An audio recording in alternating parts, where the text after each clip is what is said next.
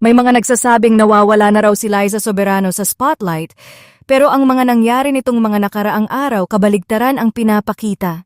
Sa loob lang ng ilang araw, sunod-sunod ang naging updates ni Liza na muling pinag-usapan ng fans. Una, naglabas ang Sunnies ng panibagong campaign photos kasama si Liza. Iba-iba ang kulay, iba-iba rin ang concept, pero iisa ang naging reaksyon ng maraming netizens, parang bawat kuha, pang magazine cover ang dating. Pero hindi pa doon nagtapos.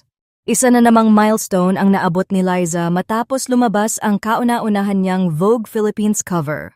Mas naging espesyal pa ito dahil kasama niya ang Grammy Award-winning artist na si H.E.R. Sa Instagram story niya, hindi rin niya itinago ang saya at sinabi niyang sobrang espesyal ang pagkakataong ito dahil first Vogue cover niya ito sa Pilipinas. At habang pinag-uusapan pa ng lahat ang Vogue cover niya, may isa na naman siyang update na ikinatuwa ng fans.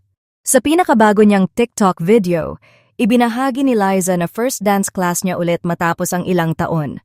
Kitang-kita sa video na masaya siyang nagte-training at unti-unting binabalikan ang pagsasayaw. Dahil dito, marami tuloy ang nagtatanong kung paghahanda na ba ito para sa susunod niyang proyekto. Kung iisipin sa loob lang ng ilang araw, may bagong Sunnies campaign, unang Vogue Philippines cover at balik dance training. Kung ito ang tawag nilang nawawala sa spotlight, mukhang kabaligtaran ang pinapakita ng mga nangyayari ngayon kay Liza Soberano.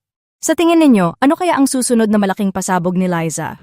7, 8, 1, ta, ta, ta. Yes, then I go, pa. Then this is a hip and a dip and a butt and a crack. 5, 7, 8, and 1, 2, 3, look.